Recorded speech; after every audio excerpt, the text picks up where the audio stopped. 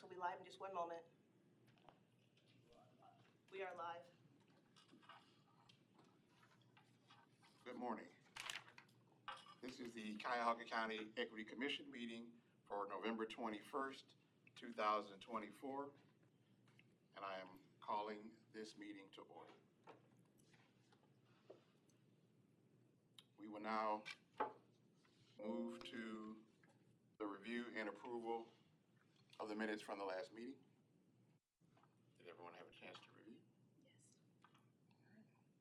I would entertain a motion for approval of the meeting minutes as presented. Second?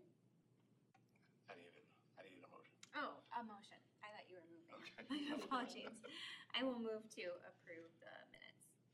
I'll second. All right, it's been properly moved and seconded. All those in favor signify by aye. Aye. Motion carries. Thank you. All right. Is there any public comment for the assembly today? No. There's no public comment. All right. All right, we'll now move to opening remarks from Equity Commission members. Jill, would you like to start? Sure. Okay. Thank you. Good morning. I'm Jill Smiley from Public Safety and Justice Services. I think I just want to highlight one specific thing at this meeting. We've been talking for a while about doing an initiative with our public safety partners throughout Cuyahoga County to try to increase diversity within the public safety field. And we mean that across multiple disciplines, so police, fire, EMS, corrections, clerks, bailiffs, all of the above, dispatchers. So we know that that is an issue. Diversity is not very present within the field, and we mean that both with age, we mean it with gender, we mean it with gender identity, and of course with race and ethnicity. So we've been talking about it for a while. It was kind of tabled for a little while, but as of September, Public Safety and Justice Services has a new program officer who's on board, and he has been working on this project almost nonstop since he started with us and has made such good progress with our community members. He's been talking to police chiefs and fire chiefs across the county. They're very interested in it. He's made contact with the high school programs that do vocational training around public safety. They can't wait to be a part of something, anything. So we have definitely identified the need, and we're building on different proposals, many of which will be either no cost or low cost to the county. It's something as simple as carving out part of our public safety website to have just an area of, if you're interested in becoming a firefighter, if you're interested in becoming a dispatcher, how does that work in Cuyahoga County? Do you have to take all these tests with all these different communities? Is there some sort of centralized training program or something like that? So organizing all of that information. And then we have a second tier where we hope to do some more work with the high school programs of potentially doing, maybe partnering with HR and doing a job fair for some of those jobs that are available to people. If they don't want to pursue higher education after their high school diploma, they can still be a dispatcher, they can still be a CO, there's a lot of opportunities within the public safety field. And then there's the potential to do some sort of small scholarship fund or a paid internship. So we're looking into those options as well. So we're really excited about the progress that's being made, and we are very hopeful and we feel great about the reception that we've been getting from the public safety community. So that's something that I'm really excited that we've been working on. Thank you. Fantastic. Good morning, everyone. My name is Vaughn Johnson. I am the Deputy Director for Economic Development with the county. And I am joined today by 5 distinguished guests here. We have our guests to my left from Jumpstart, Lauren Novick, Mary Paxton, and Matt Ruled. And then 2 brand new county staffers that are both Senior Development Finance Analysts. They work with us in the Department of Development, Mr. Aaron Kinney and Mr. Matthew Carey. What I wanted to share this morning is, the last several meetings, all this year, we've been inviting some of our capital partners to these meetings. So instead of hearing from me talking about what our capital partners actually do to support MBEs, I've been bringing them to these meetings all year long. So Jumpstart agreed to be here as the fourth one for this year. I appreciate you being here, and you'll hear from Jumpstart a little bit later. So the other thing I want to talk about is some of the internal work that we actually do. And this was given to me by our Department of Business Services. It says the Department of Business Services has a monthly staff meeting. At these staff meetings, one of the individuals that runs the meeting actually does a presentation to help bridge the gaps in diversity on where they're actually from and what they actually do. And then the team members have created these diversity activities, as I mentioned with these slideshows, and they talk about where they actually came from, because we have people that are from different countries that work in our department. And then this has kind of taken a life of its own. In addition to the presentation illustrating where they're from, they've also actively engaged in different programs with the LGBTQ community as well. We had, over the summer, we had two interns that work with us from John Carroll University, and both of them are natives of France. So I was able to brush up on some French. I'm terrible at it, so I won't do it here. But it gave us some insights into how other cultures work and how they view business. We also hired a consultant to work with us in the Office of Small Business. She is from Brazil.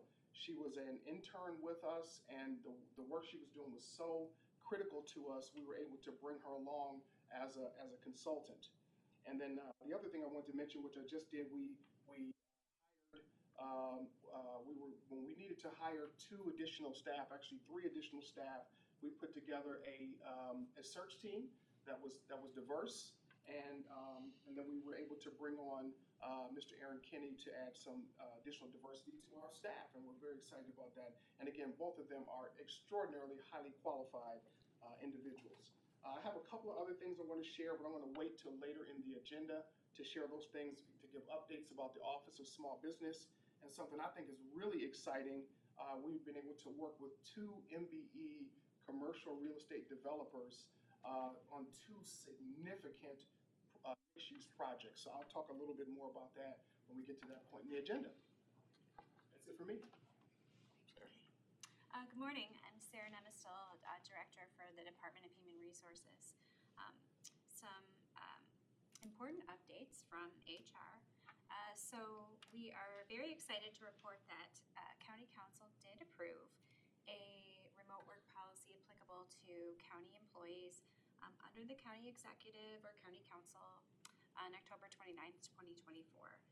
So the next step we are working on is, working with departments and agencies to develop and implement their own remote work policies, consistent with the terms of the policy that was approved by council, to get the program going across the departments. We are very excited about this and believe that incorporating remote work will allow greater flexibility to our employees, and in turn attract a wider candidate pool, increase our job satisfaction and retention. Another update on pay equity. So in late 2023, HR engaged a consultant to conduct a pay equity study for our non-bargaining classified employees. So we've been working with the consultant throughout the year. The consultant has recommended pay adjustments, and those adjustments have been included in the executive's proposed budget update for 2025. HR, specifically John Kennick, who's a compensation analyst in the compensation team, did discuss the study during a recent County Council Committee of the Whole. Also, along the lines of compensation, we are in the process of reviewing proposals from vendors to help HR reestablish our comp philosophy and our policies to ensure that compensation-related decisions are made in a fair, equitable, and transparent manner, which is sort of the next phase of our pay equity initiative. this is going to be one of HR's major policy initiatives in 2025. In terms of the tuition reimbursement program, we have been and continue to strive to increase our participation.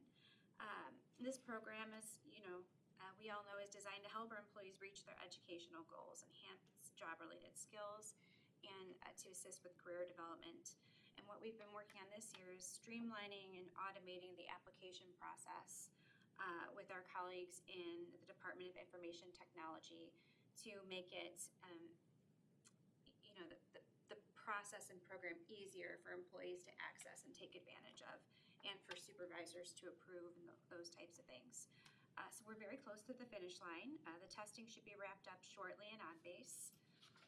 And once we have a tuition assistance webpage ready to go for employee use, we want to relaunch the program and kick off a campaign with some testimonials of those who have participated to try and drive up participation and get some awareness out there.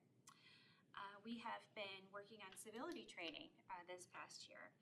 Our organizational and employee development team in HR rolled out a workplace civility training program called Civil Treatment Workplace. I believe it was the beginning of 2024, to train both our leadership, those who have supervisory responsibilities, as well as employees who do not supervise staff. And we're pleased to report that we have 626 employees who've completed the Civil Treatment for Leaders training. And in terms of our employees who are not supervisors, so far we have trained just over 1,200 employees, and we're going to continue that training in 2025. So that is some exciting news from our training group. We continue to collaborate with the Department of Equity and Inclusion and other county stakeholders. Director Lockett and her team facilitated a really nice webinar with HR and the Personnel Review Commission recently, November 12th, to host a webinar to bring some transparency to the county hiring process, County Hiring Process 101. And I wasn't able to make the meeting. I was at Committee of the Whole, but my understanding is that it was there was great participation. The audience was engaged. So I think this was something that was really beneficial to bring to our team. So thank you, Lenora and team, for putting that together. Our HR team has been meeting with leadership from the county's ADA Advisory Committee on Persons with Disabilities and the Employment Workforce Subcommittee. We've been presenting on our various HR divisions at the subcommittee meetings to get to know the members of the committee and for them to get to know us and the work that they do, so we can collaborate and improve processes, be more inclusive, just taking advantage of the resources we have to, be a better place to work. And also our DEI committee, and specifically one of the co-chairs, Kimberly Coleman, who is a member of our HR leadership team, has been working really hard, collaborating again with DEI and Jamila Murdoch to launch a Mentors Matter campaign. And this is really exciting because we have specifically will be partnering with College Now and True to You to try and get county employees to participate and take advantage of these mentoring opportunities. But we have been authorized to allow employees to participate on work time for the minimum requirement, because we see this not just as an endeavor to support the community, but it really is a leadership and DE&I initiative as well. We want our employees to better understand the people and communities we serve, expose them to diversity of thought, culture, and lived experiences. And this is a great way for people to take a leadership initiative and develop their own skill sets. So we're really excited about that. I know Kimberly and Jamila are working with communications right now to try and launch that campaign. And our internal committee also continues to offer the quarterly newsletter and facilitating our Can We Talk panel discussion series. And the most recent series, panel discussion, was in September. We did Making Your Vote Count and facilitated a discussion on voter engagement and voter education with our panel voting advocates, including our treasurer, Brad Cromies, Essence Doucette, who is the second vice president of the Cleveland section of the National Council of Negro Women, and Mike West, the county's manager of outreach programming for the Cuyahoga County Board of Election. And we look forward to continuing the work within our own department with Director Lockett and her team, Clerk Bird in the case, and the advisory on persons with disabilities in 2025. I have a question for you. Sure. Do you have a thought of what talk agenda might look like for 2025 in terms of topics? So we have an internal meeting in early December to talk about initiatives for 2025. But I believe we are considering for maybe that first quarter panel discussion to be to feature disability awareness. I was just going to throw in a plug for the new Office of Small Business. We're doing so well, I just thought it might be a great opportunity. It's in there, it's all. Sure. Okay, all right, that was it. Thank you.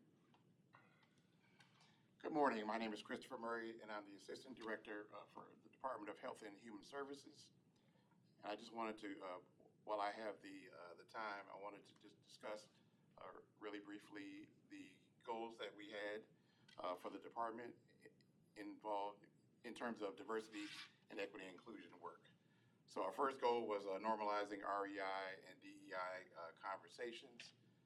Our focus is a little bit more specialized in health and human services. We are actually focusing on racial equity and inclusion as a response to the county council's resolution of, I believe, 3 years ago regarding racism as a public health crisis.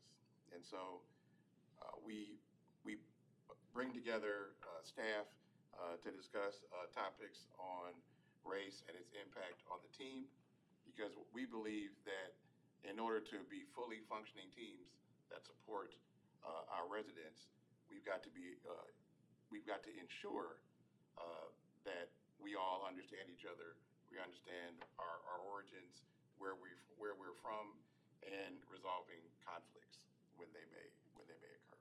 So we're very excited about that. Those conversations continue. We also, another goal is the department-wide training and application, which I will talk about in a minute. We are also fostering vehicles for workforce improvement, which would include surveys. Our last survey was about a year ago, and we thought that we were wearing the staff out with surveys, and so we took a pause. But in 2025, we will implement our newest survey again, just to get a read on where the staff are regarding these topics, and more importantly, what they would like us to address in the future. Number 4, reviewing policy and procedures with an equity lens. This work is ongoing. As you can imagine, in Children and Family Services or the Office of Homeless Services, the issues of diversity, equity, and inclusion can be a little contentious at times, depending on the case. And so we are, the staff, the agency directors continue to review our current policies and make changes where they see fit. And then finally, reviewing and disaggregating employee and service data. That's the goal that we still need major progress on, but we continue to endeavor with the work. I did want to talk really briefly because I wanted to give a congratulations to one particular manager. Her name is Joanne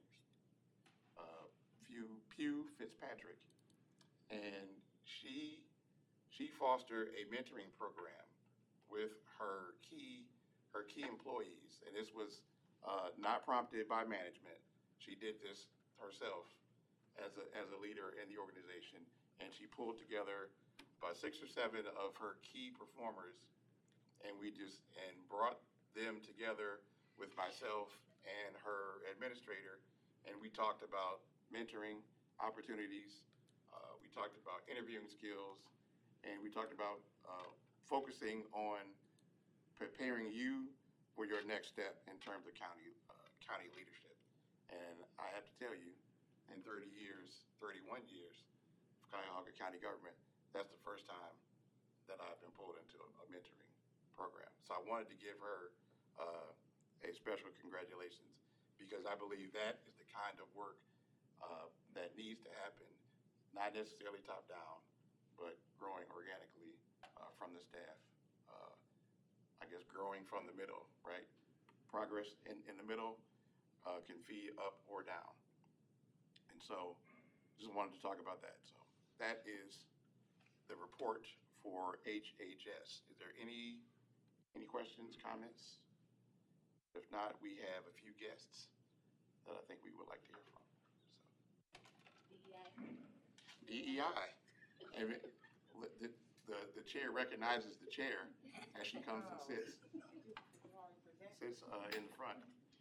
Lenora Lockett, Director of Diversity, Equity, and Inclusion. I didn't want you to feel alone. Oh, okay. Okay, Thank you. there we go. Thank you. You bet. Okay, let me hurry up. I thought, good morning, Lenora Lockett, Department of Equity Inclusion. I have Jennifer Wilson. She's our Senior Contract Compliance Officer. I apologize for coming late, so I wasn't sure where we were in the opening comments. Jennifer probably won't do it justice, but she's always pretty prepared. But it was great to hear. I think I heard the majority of everyone's update. So our update since our last meeting, I just want to highlight a few events that we participated in. Some of them have already been mentioned. First, we had the first annual meet and greet. That was October 31st, and we had working group, the Equity Commission's working group team plus the Fiscal Office Equity team did that event, and that was an opportunity to bring the different equity teams from different departments together. And if you were looking to start an equity team, that you could come to that meeting also and find out that it's fun, but also a heavy lift concurrently. So it was good to share some of the hurdles and successes from those teams. That was on October 31st. We had great participation by HHS's equity team and also HR's equity team. We had participation from other departments. We wanted to make it a fun and engaging event. So it included a passport to make sure we got information from them as far as what motivated them to participate, be interested in the equity team. We had a scavenger hunt. We had some opportunities to get prizes as we elicited input from them on ideas on what they wanted to see, potential initiatives and projects. So we're calling it the first annual because we're hoping that that will be something that we continue each year as an opportunity for all the different equity teams at each department. It goes along with what Chris mentioned. We're trying to do top down, bottom up, and all in between. It's basically the all-in principle. Each and every one of us in the county bringing our passion and our work to be more equitable and inclusive and diverse makes for a better culture in general.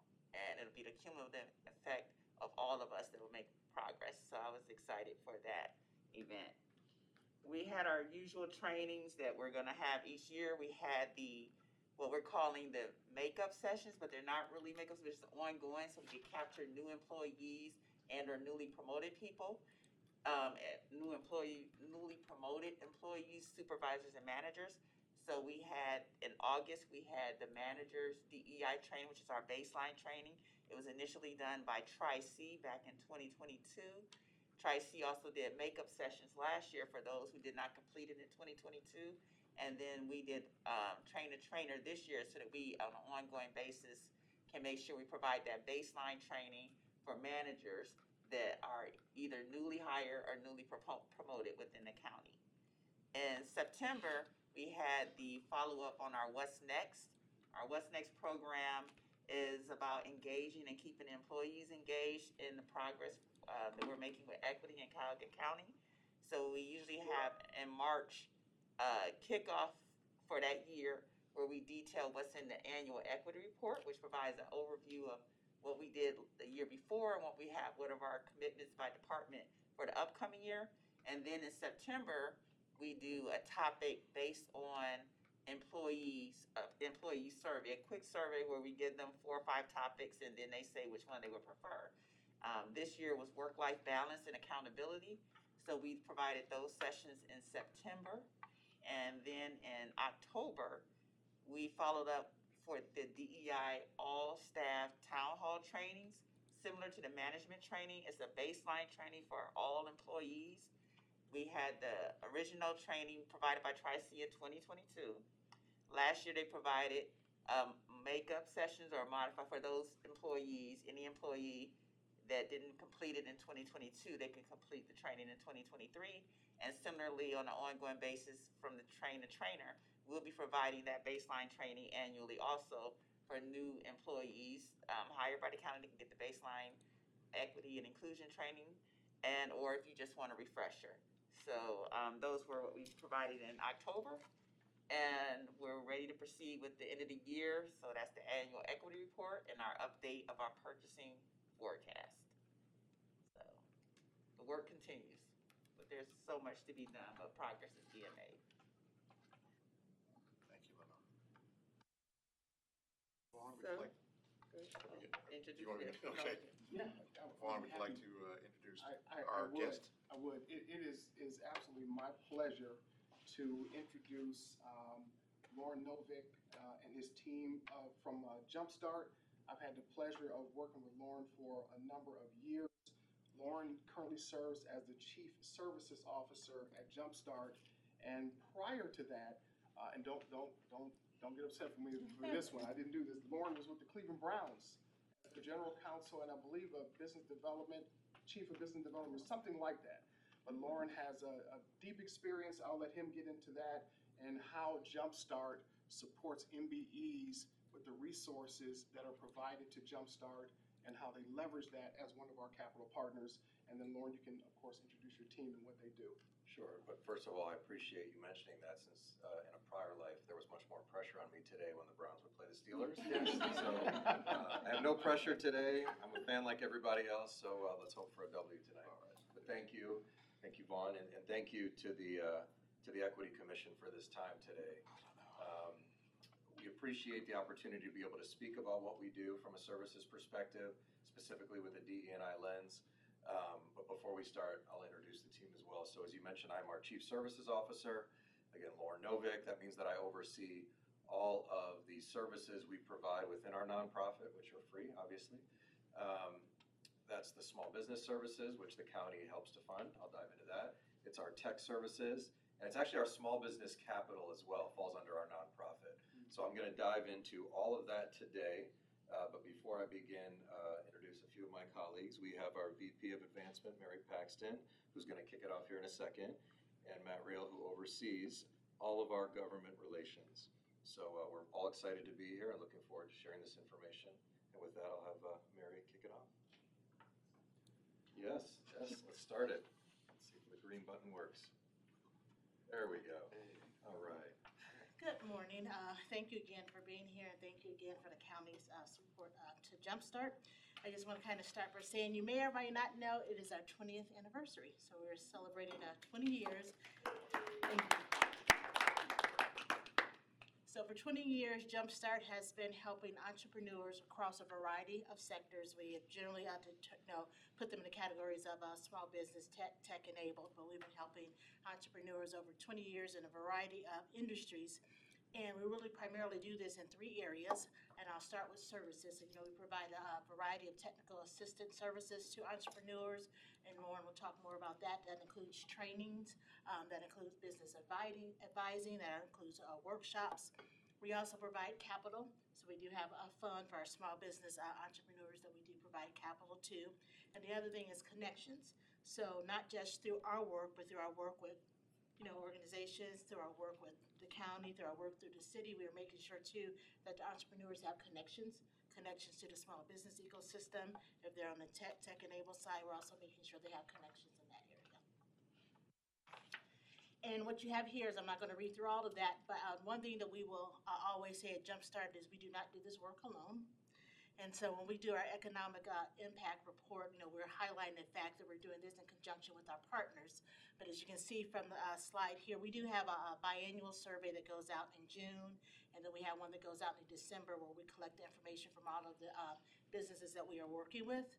And so between 2010 and 2023, as you can see here, overall, with our partners, our small business and tech startups have generated around $13.3 billion in the community. And I'm going to focus us on the bottom there. Obviously, we start to dive into some of those DE&I metrics. But I also recognize that whenever we all see slides like this, it feels a little bit overwhelming because the numbers are rather large. So I will be breaking this down a little bit further within the tech services, within the small business services, and start to see who our clients are, because I think that obviously is really important, especially as a funder. So we'll dive into that. I think one thing before I even start with small business services that I do want to mention, which Mary accentuated, is that we are within an ecosystem. And if an ecosystem is operating properly, we are supporting each other and complementing what we do. So I can tell you, overseeing the services that we provide, my team is very intentional in building out programs that complement what the other organizations do. We do not want to be in the same stage as the other organizations. We want the ecosystem to work where we refer in, refer out, and we complement what else is out there. So a lot of what I'll talk about is complementary from our perspective to what exists in the ecosystem. So we've helped over 3,000 small businesses, and there provides some context to that.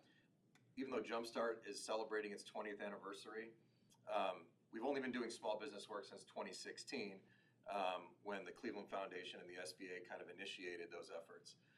But in 8 years, we've worked with over 3,000 businesses, and that isn't, we don't count the businesses that attend our events. So that's 3,000, when we say small businesses that are engaged, that's 3,000 businesses that have spent time with us in our offices. Attendance for events is totally separate from that, which is why we quantify our advising hours. But in creating a continuum of services within Jumpstart, we try to do a lot of one-on-one business assistance, but obviously that can be rather expensive. So we do one-to-few cohort-based learning, which I'll dive into in a second. We do have one-to-many events, which many of you may have attended. We do have a mentoring program focused on small businesses. And then I think what has become more emphasized in the last 5 years is that we have funded our small business capital efforts entirely in-house off of our balance sheet. So I mentioned this because this seems to be, when I walk in this room, what everybody knows at Jumpstart, which is interesting because it is kind of our foundational small business accelerator, intensive business assistance program. But like I mentioned, we work with 3,000 businesses, but if you're trying to figure out who are maybe the best of the best, it's the impact program and those participants of those cohorts. We've had 21 cohorts that have graduated the impact program. The target for that cohort, again, in complementing the other resources in our ecosystem, are businesses that are achieving greater than $100,000 in revenue. We've had 128 graduates, and we've distributed over $500,000 of free money as part of that program when they pitch at the end. If I was to quantify how many judges we've had, one of them would be in this room, which would be, we've had Vaughn a few different times. So thanks for your contributions. I also want to mention here that we've created programs that bookend the impact program. So the Blueprint program is a program that is a foundational 5-week program to get you better prepared, probably $25,000 to $100,000 in revenue. And then we have deep dive programs that are just one topic specifically for multiple weeks that follows the impact program so that you can dive in, almost like a college elective class, right? I mean, you're talking about digital marketing, social media, financial projections, talent development. So we've tried to create and model programs that feed into this and feed out of it. But ultimately, businesses want two things when they work with anybody in the ecosystem. They want advice that they can trust, and they want to be able to grow. So again, if we dive into our metrics since 2016, Can sir? you Sure, go back to please. the slide? I just want to make mention of one thing. The gentleman on the bottom, on on the pictures. Yeah. If I'm not mistaken, that's Ethan Holmes, right? It is. That's Ethan Holmes from, I know he started a business many years ago, and he had Holmes applesauce He did. and a whole array of applesauce products, and I know it's evolved since then. Yeah. And what I want to mention about Ethan is, if I'm not mistaken, Ethan is the only minority-owned applesauce producer in the country. Is that correct? That is. That is correct. His products are on stores in Meijer, Walmart, all the major grocery stores, but he is the producer of an applesauce brand as a minority and the only one in the country. I just wanted to mention that. Oh. Those are real people up there. Absolutely, and Ethan is a great example of what we kind of say like as a grinder. He's been out there for over a decade. Yeah. And he was in debt, and now he's come out of it, and he's thriving, and it isn't an overnight success, but it is a success nonetheless, so much so that Ethan specifically is also advising at the Urban League in conjunction with their UBIZ fund, while continuing to run Holmes Applesauce, meeting with us as business, and advising. And if we just start at the top, Marlisha Wilson's an attorney, Freshik Burton's a creative artist. So we're running the gamut of businesses that we're helping here. If we look at the makeup of the businesses in our small business program, especially, when you all think about the fact that you have funded this, if we look at who the target is, the target for the impact program is 100,000 plus. We generally will work with anyone, but we try to keep those in-house that are kind of revenue generating, working towards that six figure. So we obviously refer out to our partners as well. But when you look at the makeup of who the small business clients are, almost 70% of them are women. 73% of them are owned by an African American or Hispanic. But if you combine all of that, 90% of our program is either female, African American, or Hispanic owned businesses. So when we talk about DEI, this program was built, evolved, and continuously improved with that mindset. And we are obviously very proud of that. But as I said, to me, if I'd have been sitting here 4 or 5 years ago, there would have still been one more step I'd like to be able to tell you about. So we've been fortunate to be able to do that. So in 2020, we launched 2 funds that these clients don't have to sign personally to get these loans. I don't know that any other fund like this. And so we have a fund just for our impact program graduates, and we have a fund, given the feedback that we heard from the community, we have a fund specifically for Latino, Hispanic small business owners that spend a little bit of time with us. It's about 5 hours a time. We have deployed $4 million in loan or grants over the history of Jumpstart, but again, since 2020, that's been predominantly loans. So 90% of that $4 million is loans. And again, if you look at the makeup of it, it's again to the same client base that we were talking about. And hopefully, the combination of services, capital, and connections that Mary alluded to is what leads to the revenue generated, the jobs created, the capital raised. Because I can tell you from my perspective, the gap that has continued to exist in our ecosystem is that once these companies get that capital, it's good luck, God bless. And so there hasn't been necessarily services combined with capital in ways that I feel the community has needed to do it, which is why we found that's where our niche should be in terms of navigating the future. And I'm going to talk about a slide later where we're hoping to push that even further, okay? So I do want to switch to tech startups with the MBE focus.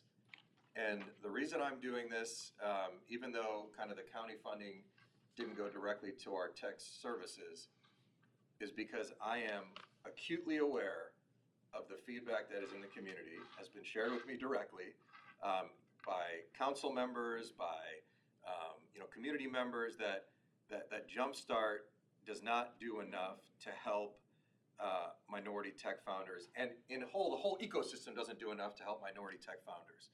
So I'm bringing this up today because I think it's important for me to talk about it, and I think it's important for me to calibrate it. So I think a lot of us see when I present those small business numbers and then I present the tech numbers and go, whoa, there's like a huge disconnect there. But I don't think maybe there's the general awareness of the significant progress that has been made if I put it in the lens that maybe I think it should be. So if I look at, and I was looking this up yesterday, so there's a study that was shared by McKinsey in 2022 talking about the percentage of venture capital funding across the United States. This is 2022, it's 2 years ago. 1% of the funding, the VC funding in the United States, went to black tech founders, 1%. 1.5% went to Latino tech founders. Only 1.9% went to female tech founders. You add those three together, that's 4.4% of VC funding went to the combination of black, Hispanic, and female founders. So that is the lens I just want you to maintain when you understand the progress that we are making significantly, but it's not going to look like the small business side for quite some time. So again, if I'm to emulate what we do on the tech services side, it's very similar. I want people in the room meeting with our clients one-on-one, especially with tech businesses where you need to have subject matter experts. We have a lot of contractors that are experts in the health tech space, experts in the software space. And so we do, again, similarly one-to-one, we do one-to-few cohorts. Those deep dives that I mentioned earlier, those topic-specific cohorts, focus on social media, digital marketing, that's available to small businesses and tech startups together. That's where we put those types of businesses together. And then we have a mentoring program that's been funded for years by Burton D. Morgan. But I want to dive into the metrics. So in that same time frame that we just talked about since we started the small business program, we've helped, the network has helped 4,000 tech startups. And when I say the network, I want to start with the Northeast Ohio ecosystem, because in addition to Jumpstart doing services, we're also responsible for managing that ecosystem. And that's the Ohio Third Frontier at the state. The Ohio Third Frontier at the state has designated Jumpstart as the entity in Northeast Ohio that's responsible for overseeing all the other tech services support organizations. So we are responsible for aggregating all the data, making sure everybody's complying with it and sharing it. So the companies that were in the ESP network that through the Ohio Third Frontier in Northeast Ohio for those 8 years totaled 4,000. 30% of those were led by women. Again, talk about that 1.9% that was funded. 16% are founded by African American or Hispanic, and if you combine the two, it's almost 40% of the businesses that receive free tech services as we try to build out this pipeline are founded or led by female, African American, and or Hispanic. When you look at that 4.4% in total that's been funded, we are doing significant investment within our services dollars to stimulate the female and minority tech pipeline. We are very focused there. And again, if you kind of understand the data behind the data, this is significant traction. And I'm going to give you additional data when we talk about funding with what Jumpstart's done from funding. But I did want to kind of mention this, and you see the outcomes on the side in terms of revenue generated, jobs created, and capital raised, hopefully with the lens that I shared. This is Jumpstart, though. I told you about the whole network. So what I want to emphasize is when you look at our percentages with the companies that have spent at least some time with us, we're higher with women slightly. I believe we are 6% higher ourselves with African American or Hispanic, and 5% higher in aggregate, where almost half of our clients are either female, African American, or Hispanic that we spend time with. This is an example of a new initiative that I have shared with Vaughn that I don't think a lot of people know about, but it speaks to the immense effort we are putting in on the services side to drive impactful services. And what I mean by that is that services that are focused on tech startups with the same percentages we just saw, hopefully to improve that even more so, that it drives outcomes, okay? So we now run what we call our Trailblazer Accelerators, where we run 4 cohorts a year, 2 in the software space, 2 in the health tech space, where we teach them over 3 months with those experts, and hopefully they will be more adept at raising capital when they come out of that program versus when they came in. When they came in, they probably had raised some friends and family capital. When they come out, they should be ready for a 7-figure raise. We just started this in April. We have completed 2 cohorts. If you were at VC Fest, which was an event we did, we actually did the final pitches at VC Fest.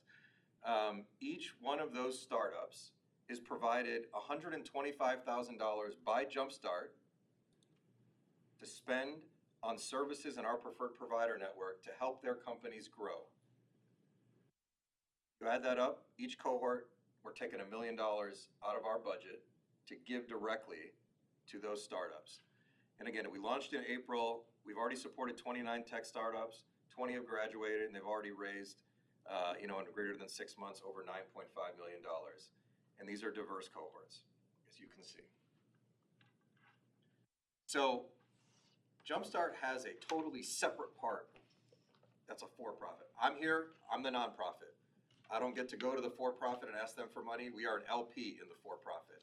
What that means is if there's ever returns, we would get them to be able to spend because we've invested in the investment funds. But Jumpstart Ventures is the technology investment arm of Jumpstart that is a separate entity. Just like any other investment fund, that side of Jumpstart goes and raises money from LPs. That's kind of a for-profit fund. But what I want to emphasize with Jumpstart Ventures, as their fund manager called me this morning to make sure that I did, is that I think we just presented to the city. No, it was here. It was the county. And so I think I quoted, I'm going to be close, kind of the slide in front of me, but out of the 92 startups that we have funded in Cuyahoga County through our investments funds, 1/3 have been in female, African American, or Hispanic businesses. That's our own money. That's not just free services like that we're providing. That's our own capital that's going in at 33% versus 4% industry average. Now, when I talked earlier about what do we want to do more of, okay, I still think this community is not great at helping businesses once they're done with, say, the current version of Jumpstart, which is, companies come to us, maybe they got 100,000 plus in revenue, we give them some capital, hopefully they scale to $1 million plus in revenue. I'm going to use 2 examples that many are familiar with as kind of ideal clients. Let's talk about Tawana Williams at ProFlower. Let's talk about James Barnes Immaculate Cleaning. Those are the types of clients I'm talking about. But what happens when they get to $2 to $20 million in revenue? And they get their financials in order to where they're $1 to $5 million in EBITDA, in kind of their earnings before interest, tax, and amortization. There's really no resources in the ecosystem for them at that point. So we are currently working on creating a high growth services line of business that will assist those growth companies, not as they pursue venture capital, not as they pursue kind of the Jumpstart ECDI, Urban League loans, but as they pursue the ability to be bankable by a loan, means very little debt, good credit, and as they want to access their own kind of loans from the banks or lines of credit, and or encourage acquisitions from private equity or family offices. That's a space that I don't think gets any attention right now from a services perspective, more so from a networking perspective. So we are looking to build this out over the course of the next year and launch a pilot in spring of 2025. I do want to mention, because you will hear that Jumpstart works with corporate partners, so we do help corporate partners like Progressive, the Guardians, Case, kind of evaluate their technologies in-house because we want to be a good partner in the community. So over the course of time, we have screened technologies for our partners in the community to try to help the ecosystem grow and thrive. And that is an ancillary part of the tech services that we do. With that, that is our website to learn more, and I'm happy to take any questions.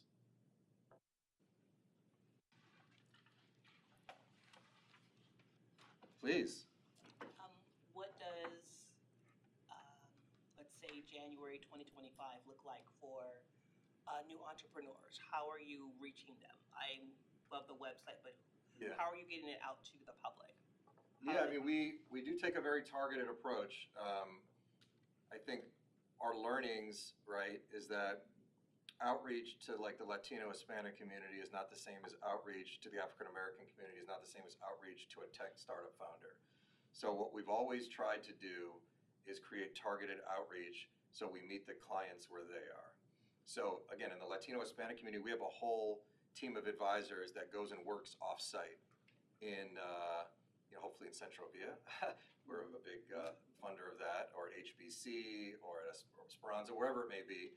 But I think our marketing team is very adept at that outreach. So we do a lot of social media, you'll see that. Obviously, you have to do that in today's day and age. We do have events where we educate, but because of the post-COVID realities, most of that is webinar-based now, because we want to meet people where they are.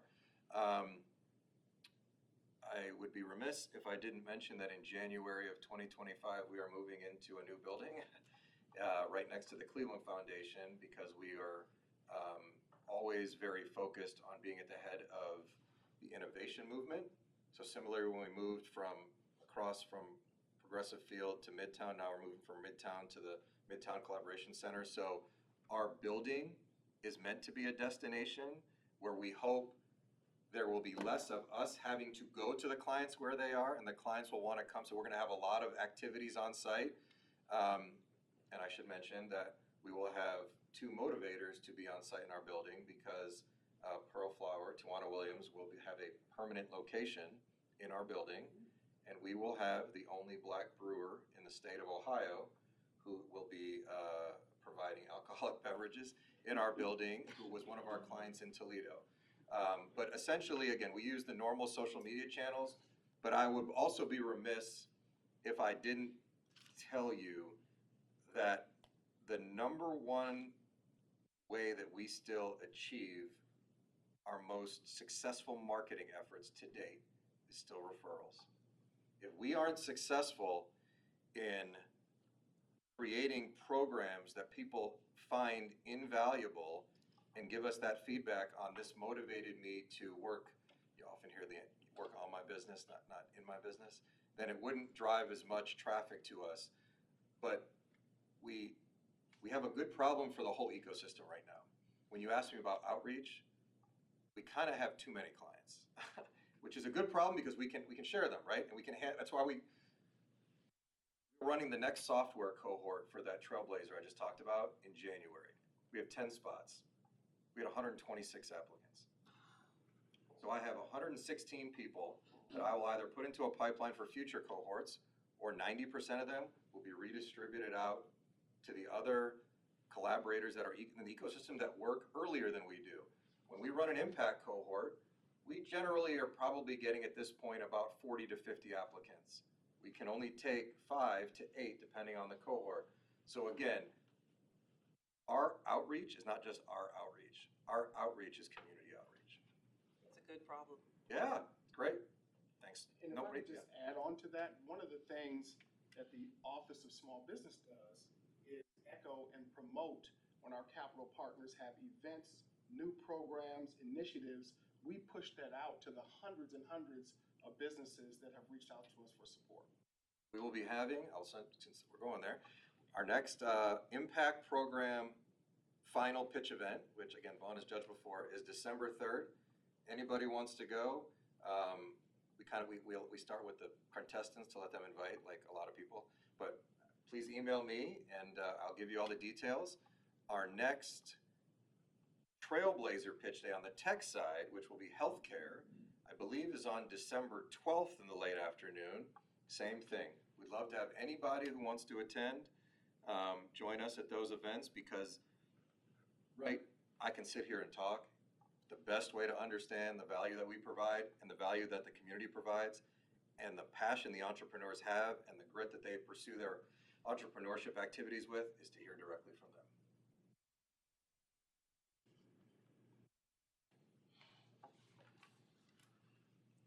All right. Thank you very much. Jumpstart. Thank you. And I know we're getting short on time, so I will make my update as brief as possible. I want to talk to you about a couple of things. The Office of Small Business and the work that we continue to do with MBE, Commercial Real Estate Developers. I'm really happy to say that in the 3 years that I've been working here in economic development, just recently, we're working with 2 minority developers. One is actually a woman-owned minority firm. The other one is a minority-owned firm. And the projects that we're working on the combined total project cost is over $60 million. That is significant. One of them is a brand new facility that is a mixed use, and the other one is repurposing a long-standing historic structure that's going to be redeveloped into a mixed-use project. Typically, when MBE commercial real estate developers come to us, the project sizes are really small, and sometimes the county can't get involved in that because they don't meet our minimum threshold. But in both of these cases, these are significant projects, and one of them we're already down the road on in terms of funding and financing for that project. So I couldn't be more pleased with the work that we've been doing over the last few years. Is starting to see some results. And the last thing I'll say about that is these are not developers that we sought after. Our ecosystem partners, through referrals, said you need to talk to the folks at the Office of Small Business and the county for the programs that they have. So the word is getting out, the things that we do. And again, I'm happy that these are significant projects in scope and in scale. And then as for the Office of Small Business, I can't be more pleased with the progress and the impact that we've had. So the Office of Small Business was launched on May the 8th of 2024, which was the final day, I believe, of Small Business Week for the Small Business Administration. 11 minutes after we launched, we received our first inquiry, and since then, we have almost 700 small businesses that have reached out to us for assistance and support. And we have a proprietary process that we work with these businesses, and with all of them, everyone that we talk to, we conduct a 30-minute listening session to understand what that business needs, what their pain points are, and then we huddle as a team and decide on which one of our ecosystem partners is most applicable to work with that particular business. We've been doing that, like I said, since May the 8th, and continues to grow. And I just couldn't be more pleased. And then the last thing I was going to say about that is 75% of those businesses are minority or female owned. 75% of them. Most of them are fewer than 20 employees. And then the industry, it runs the gamut. They typically are service industries. And then what they're typically looking for, they'll say, well, hey, I need a loan. I'm looking for some capital. But after we have the listening session, what they really need is technical assistance to get them ready and prepared and become bankable so they can even qualify or apply for a loan in the correct manner. So we're going to continue that. The Office of Small Business will continue to grow. I suspect by the end of this year, we'll be right at 700 or a little over 700. And then next year, we're projected to assist at least 1,200 businesses through the Office of Small Business. So couldn't be more pleased. And thanks to our resource partner, our capital partner, Jumpstart, they do a terrific job working with us as well. Thank you, Vaughn. Sure. All right. In terms of our meeting schedule for 2025, of course, this will come to you in an email, but just so that you can start planning your calendars. The meetings will continue to be quarterly, the third Thursdays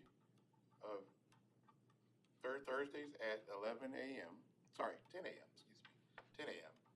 And at this point, the dates that we have are February 20th, May 15th, August 21st, and November 20th. But again, that'll be confirmed from our Office of DEI. Are there any closing remarks for the committee? I'll just say happy holidays to everyone. Happy holidays. We won't meet again until February. Very good, very good. I am taking gifts, so give you my address. All right, hearing that, may I have a motion for adjournment? So moved. Second? It's been properly moved and seconded. All those in favor signify by aye. Aye. Motion carries. Thank you.